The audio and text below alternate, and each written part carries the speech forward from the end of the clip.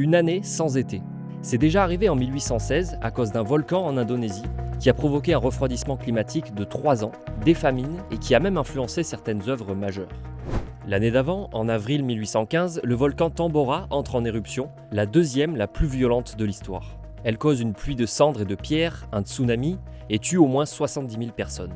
Le nuage stratosphérique de 43 km de haut va provoquer des anomalies dans le monde entier.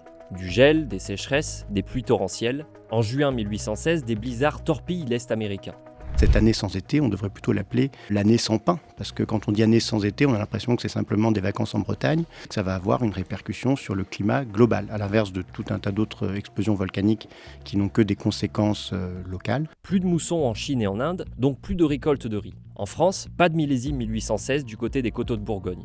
Le prix du pain s'envole, la presse rapporte des émeutes et que des paysans affamés se transforment en mendiants. On voit apparaître des épidémies de choléra et de typhus. Plus curieux, on invente en Allemagne l'ancêtre du vélo, la draisienne, en 1817, après que la famine a décimé les chevaux. La catastrophe infuse même les arts. Les ciels vaporeux inspirent des peintres comme William Turner.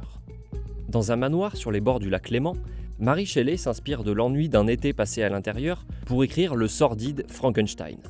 Avec elle, le poète Lord Byron écrit en juillet 1816 ces quelques vers. L'éclatant soleil s'était éteint, les étoiles erraient obscurcies parmi l'espace éternel, sans rayon ni chemin, et la terre glaciale, aveugle, balancée, noire dans l'air sans lune. Mais à l'époque, les scientifiques n'ont pas conscience d'un événement global et penchent pour d'autres explications. La colère divine, la déforestation, déjà bien avancée à l'époque, ou un refroidissement de la Terre inexorable. C'est 150 ans après qu'on établira la corrélation en étudiant des carottes de glace, des troncs d'arbres ou les strates du sol.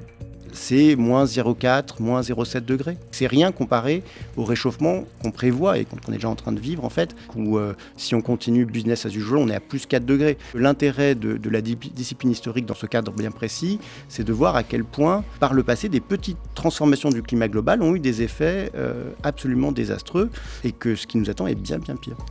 Direction l'appli Radio France pour en savoir plus sur cette histoire incroyable.